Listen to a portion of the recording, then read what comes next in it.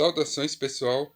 Eu sou Ricardo Tchaikovsky e faz algum tempo aí as pessoas têm insistido para que eu comente um pouco sobre a casa de Exu. Então eu decidi fazer esse vídeo aqui para falar rapidamente sobre a casa de Exu. Quem já assistiu meu vídeo Minha História na Quimbanda sabe mais ou menos como que foi que eu cheguei onde eu estou hoje, né? Mas para quem não assistiu, eu vou fazer um pequeno resumo, né? No ano de 2001, eu e um amigo, nós conhecemos o mestre Nicuri, né? Mestre Nicuri é o nome de religião dele, na verdade ele tem outro nome, né? E ele era uma espécie de eremita, uma espécie de andarilho, que é, andava aí, eu não sei se ele faleceu, eu perdi o contato com ele, né? Mas ele andava aí pelo Brasil afora aí, propagando um pouco da doutrina espiritual dele, né? E nós acabamos sendo iniciados nesse culto que nós não chamávamos ele de Quimbanda, né? Nós chamávamos ele de culto da noite, culto da rua, vários nomes, vários apelidos. Ele não tinha um nome formal, né? Então ele não era uma religião no sentido de falar, era Quimbanda. Porém, ele tinha muitas características aí que nós vemos no que hoje se conhece como Quimbanda, tá? As entidades que trabalhavam nesse culto era Exu Pombagira e entidades não catalogadas, que em algumas vertentes chamam de Eguns, outras vertentes chamam até de Quiumbas, né? Tem vertentes que dão vários nomes a essas entidades. Quem são essas entidades? São entidades assim que têm nomes que não fazem parte da legião de Exu.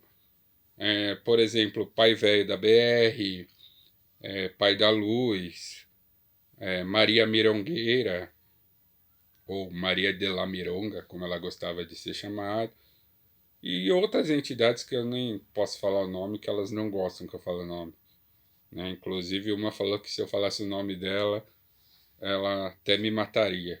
Então eram entidades punks, né? Eram entidades assim que tem uma pegada mais da Quimbanda, né? Porém, não poderia chamar esse culto de Quimbanda, tá? E só que assim, uma coisa que as pessoas confundem muito é que quando você é iniciado num culto, não significa que você se torna automaticamente sacerdote desse culto, né? Então, assim, eu fui iniciado, mas me faltava muita das chaves místicas desse culto, me faltava muito da fundamentação teórica por trás desse culto. E é, o, o mestre Nicori, eu não tenho certeza nem se ele chegou a ser alfabetizado, né? Não tenho certeza se ele era alfabetizado, né? E eu, né, sou bacharel e pós-graduado, né? Então eu sempre tive uma necessidade de uma fundamentação teórica. Só que o foco do culto era cultuar, né, certas entidades e utilizar magia para resolver certos problemas, sem se preocupar muito com a metafísica e com a filosofia por detrás disso tudo, né? Então eu e esse amigo, nós começamos a fazer, então, é, estamos fazendo até hoje uma pesquisa, né, atrás das bases de fundamentação desse culto, né, para deixar a coisa mais intelectualizada, tá? Mas isso é uma iniciativa nossa que não tem nada a ver com o culto em si, tá? E nesse meio tempo eu fundei a Casa de Exu, que era mais um projeto cultural do que necessariamente um templo religioso. Eu fundei a Casa de Exu num pequeno quartinho ali na casa da minha mãe, né, onde é, eu atendi um público muito restrito, né, amigos, amigos de amigos, né? Parentes e tal. Né? Então, qual que eram os trabalhos que nós fazíamos ali? Eram trabalhos de cura, trabalhos de limpeza espiritual, limpeza de residência, limpeza de comércio.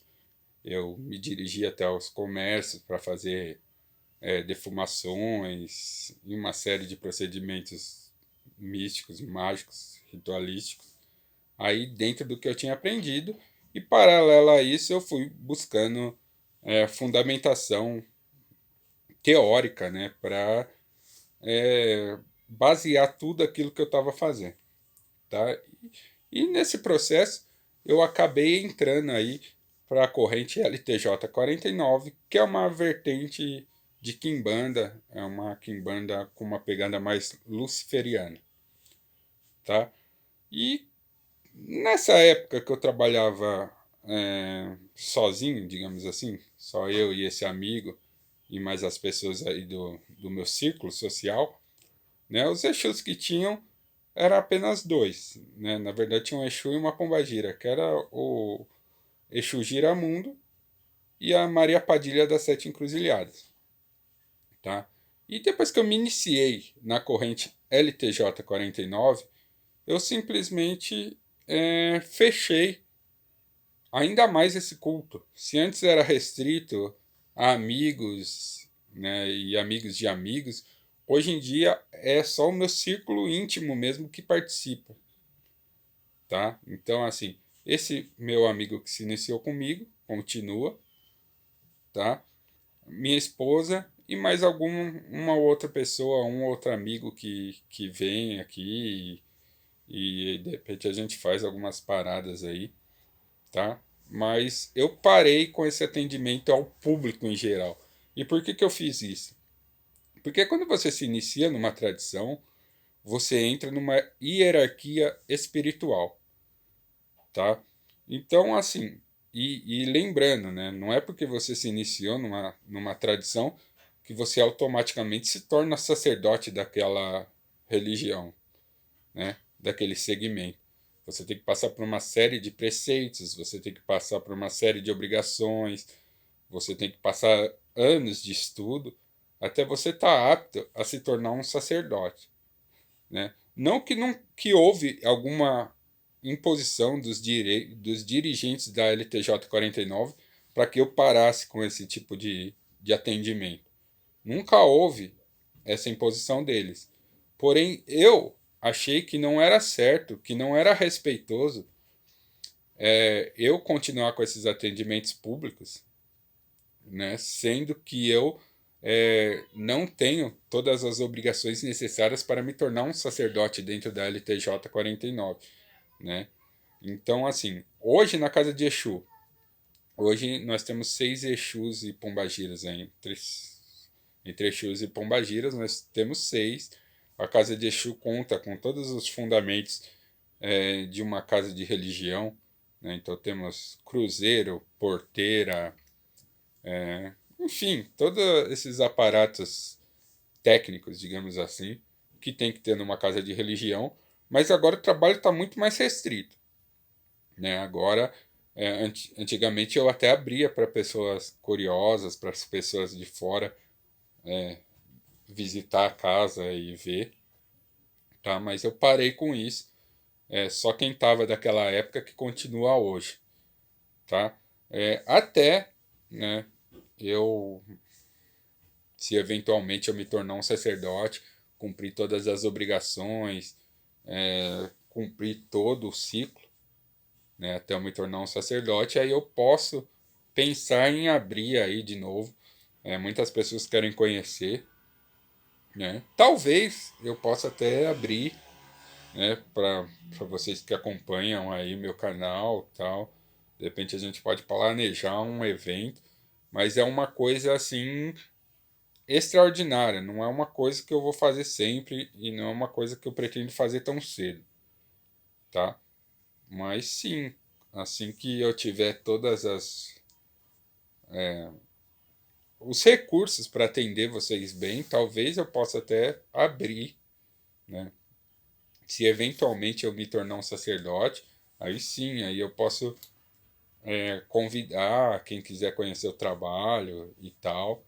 E aí a gente pode ver alguma coisa nesse sentido. Mas por enquanto, a casa de Exu, ela é fechada. Os trabalhos nela acontecem diariamente. E quando eu digo diariamente, é diariamente mesmo. Todos os dias nós temos ritualísticas para Exu e Pombagira aqui dentro da casa de Exu, né? Às vezes só eu e minha esposa, às vezes só eu, às vezes esses outros amigos aí que vêm comigo desde o começo, a gente se reúne para fazer algumas paradas aí para Exu, Pombagira, alguns trabalhos específicos, mas tudo dentro de um círculo de amizade, né? Então a casa de Exu, ela continua, ela está em pé, está aberta, mas é para um público restrito, tá? É, no Facebook eu tenho a página Casa de Exu, onde eu utilizo ela mais como um recurso cultural mesmo. Porque o que acontece? No tempo pré-LTJ 49, como que era esse trabalho, né? O trabalho ele era focado em rodas de conversa, nos causos, né? A gente tinha uma pegada porque o mestre Nicori era uma pessoa que passava ensinamentos através de certas histórias ditas histórias iniciáticas, tal qual a tradição africana também faz, né? Então, se você vai buscar ali na tradição africana, né, tem uma série de histórias que contam, que são histórias espirituais, digamos assim. Então, isso era forte na casa de Exu, porque o mestre Nicori passava o ensinamento através dessas histórias, tá? Então, eram contos populares na África tal, e a gente tinha um trabalho com o jongo, que é um tipo de dança muito interessante, né? Tipo, tem uma pegada parecida com a capoeira, né? Guardadas as devidas proporções, mas também tinha bastante essa pegada. Então era um projeto cultural mesmo, né? A Casa de Exu era um projeto cultural, logicamente com uma base religiosa, mas era um projeto mais cultural. Depois da LTJ 49, aí os trabalhos se focaram mais na magia mesmo, né? Nos trabalhos espirituais mágicos com Exu e Pombagira. Mas ela tá em pé, tá funcionando, né? E quem sabe aí ano que vem já tem novidade para vocês aí a esse respeito. Então é só como perguntaram como faz para conhecer a casa de Exu, me perguntaram como que é o trabalho dentro da casa de Exu. Foi um pequeno resumo aí para quem quer saber, tá? Quem quer estudar magia e ocultismo aí de uma maneira séria, inclusive quer estudar essas práticas de feitiçaria brasileira, de bruxaria brasileira, pode considerar aí entrar para a Sociedade Luciferiana de Estudos Esotéricos. O link vai estar aí na descrição. Para esse semestre aí eu estou preparando bastante material aí sobre Kimbanda. E é isso aí, né? Vamos continuar sempre em frente. Obrigado a vocês que acompanham o trabalho. Sou Ricardo Tchaikovsky. Força e honra.